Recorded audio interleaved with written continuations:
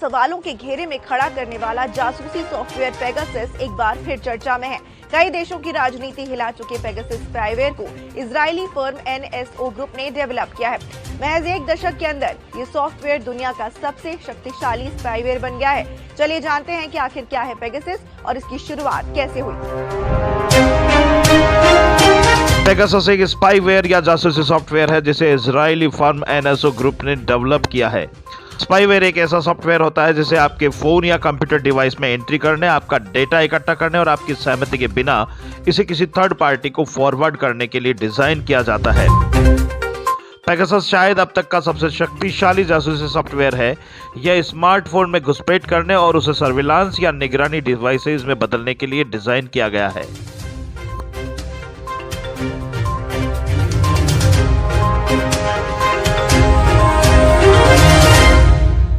Pegasus Android या फिर iOS device को निशाना बनाता है। ये महज एक व्हाट्सएप मिस्ड कॉल के जरिए आपके डिवाइस में एंट्री कर सकता है और फिर ये डिवाइस में मौजूद मैसेज से लेकर फोटो और वीडियो समेत सारा डेटा चुरा लेता है। या आपके फोन के माइक्रोफोन या फिर कैमरा के जरिए आपको रिकॉर्ड तक कर सकता है। पेगासस को बनाने वाली कंपनी NSO ग्रुप की कमाई तेजी से बढ़ी। 2011 में $15 मिलियन, 2012 में $30 मिलियन और 2013 में इस कंपनी की कमाई $40 मिलियन थी, जो महज 2 सालों में ही बढ़कर $150 मिलियन हो गई। आइए जानते हैं पेगासस की सेंधमारी की फीस कितनी है, ये कितना चार्ज वसूल करते हैं।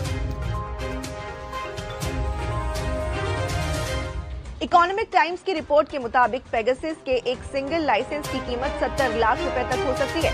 NSO 10 डिवाइस में सेंध लगाने के लिए करीब 5 से 9 करोड़ रुपए चार्ज वसूलता है और साथ ही इसके इंस्टॉलेशन के लिए करीब 4 से 5 करोड़ रुपए के चार्ज लिए जाते हैं। दुनिया की सबसे कुख्यात जासूसी सॉफ्टवेयर पेगासस को इजराइल की cyber firm NSO group technology ने डेवलप किया है।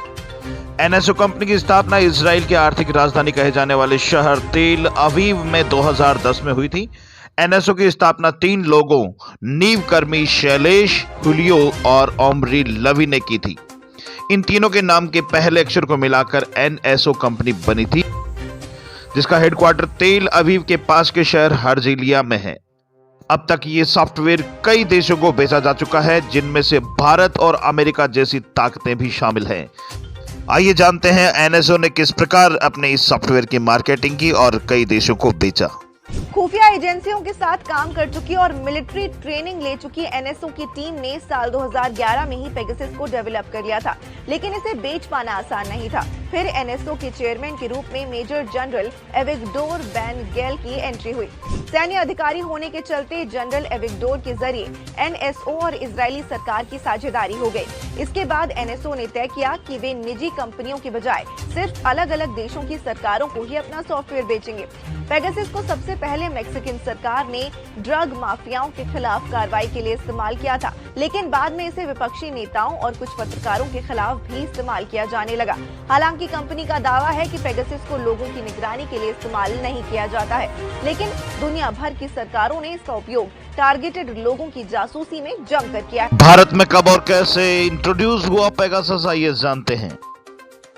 भारत में साल 2019 में पेगासस का मुद्दा गरमाया था।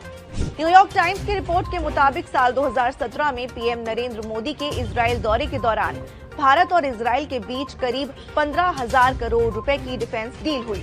इस डील में पेगासस जासूसी सॉफ्टवेयर भी शामिल था। माना जाता है कि पेगासस के बदले में ही भारत ने जून 2019 में संयुक्त राष्ट्र आर्थिक और सामाजिक परिषद में इजराइल के पक्ष में फिलिस्तीन के खिलाफ वोट दिया था। ये पहली बार था जब भारत ने इजराइल फिलिस्तीन विवाद में किसी एक पक्ष में वोट दिया हो। हालांकि भारत और इजराइल दोनों की ही सरकारें जासूसी की बात से इनकार करती रही हैं, लेकिन रिपोर्ट्स के मुताबिक भारत में इसके जरिए कई पत्रकारों, एक जज से लेकर बड़े नेताओं और बिजनेसमैन तक के फोन की जासूसी की गई है। महज एक चिकन फार्म से शुरू हुई कंपनी आज दुनिया की कई सरकारों को हिला चुकी है।